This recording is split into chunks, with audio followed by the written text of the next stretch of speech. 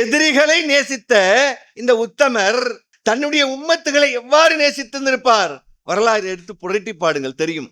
நம் தாய் நம் மீது வைத்திருந்த நேசத்தை விட, நம்முடைய மனைவி வைத்திருந்ததை விட, நம்முடைய பிள்ளைகள் நம் மீது வைத்திருந்ததை விட, அனைவர் மீதும் நாம் வைத்திருந்ததை விட இந்த தூதர் நம் மீது வைத்திருந்த பாசத்தின் அளவே வேறு.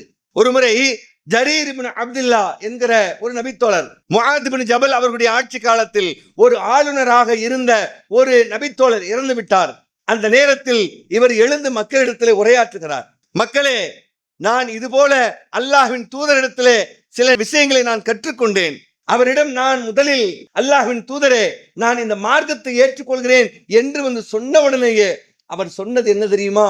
நீ மார்க்கத்தை ஏற்றுக்கொண்டேயானால் முஸ்லிம்கள் மீது நலம் நாட வேண்டும். ஒரு வார்த்தை தான். அந்த வார்த்தை அவர் உள்மனதில் அவ்வளவு ஆழமாக பதிந்து, அவர் ஒரு சோக நேரத்தில் அதை குறிப்பிட்டு சொல்கிறார். இதுல என்ன ஆழத்தை கண்டீங்க அப்படின்னு பார்த்தா, பக்கத்துல இருந்து கேட்டவனுக்குத்தான் தெரியும் அந்த வார்த்தையின் ரசனை.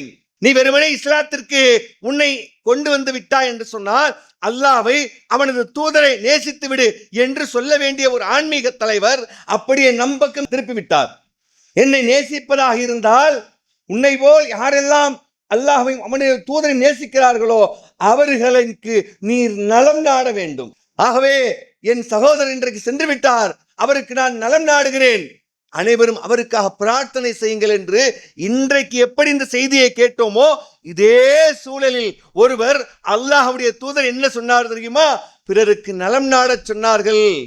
அதை நான் இன்றைக்கு உங்களுக்கு சொல்கிறேன், இவருக்காக பிரார்த்தனை செய்யுங்கள் என்று அந்த நேரத்தில் ஜரீர் இப்னு அப்துல்லா அவர்கள் சொல்கிறார்கள் என்றால், நபிகளார் தன்னளவில் அல்லாமல் அவரை நேசி, இவனை நேசி,